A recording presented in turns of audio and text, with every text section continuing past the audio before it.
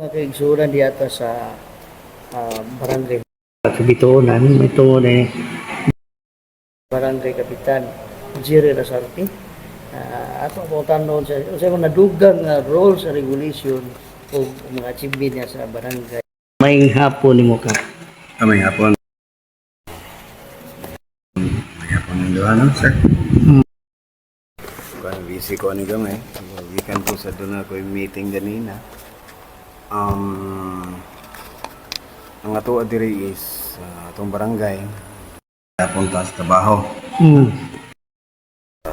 Sa mga kuan sa katawhan. Yan sa kinang syudad sa Toledo. Ano? Barangay. Mga kauban sa mga konsihan. Support lagi ako sa itong mga programa. Mao na ito dire. Nya wala ibota na ka usay Puno nga rules and regulation sa inyong barangay. tuon na ka. Atong ipa sugilon ko na sa amo. Sa atong rules regulations na ito, mao nang gyapon nagpadayon ang ato ang Port Patrol sa pagtuon ng groving ato mga tanod din. Kuan katong mga batan na mag sa gabi inan dako so balongon na sa ato na tanod sa pulion mo. Rules dire para po safety sa ilaha. Ato ang mga katawhan dire atong labi ng atong basura kay ato ginagi-monitor no. Bina tinar ma-maintain ang kapsay. Limpyos tong barangay to dili lang namang gyoy kuan pod nga makatawhan nga dili mo segregate so mao na nga mo saryahon segregate nila ang basura para pod nga inikuha taga CTN garbage ang mga garbage collector kay segregated na siya no mo na to ang gikuan sa katawhan kaya mapod diri sa ato ang mga kauban sa barangay ato po silang gipasoroy labi na to mga health workers nato atong gipa-monitor sa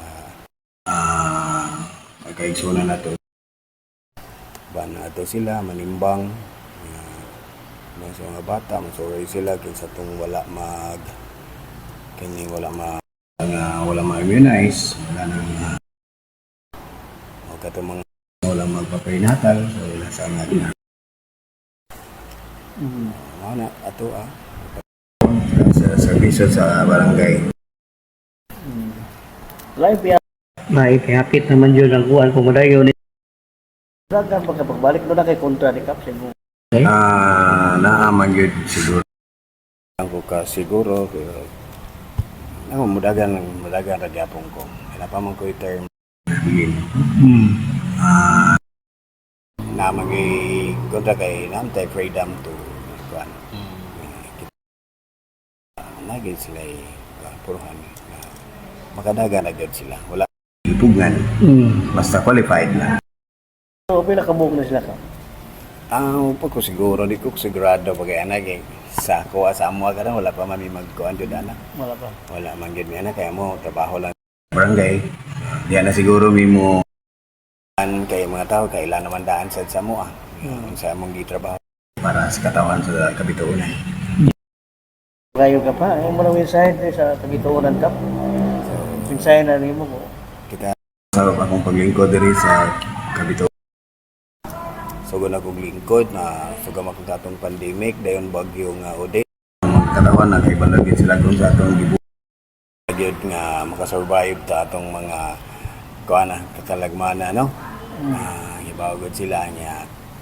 Ako lang ma-maintain lang at kausayo kalinaw diri sa barangay.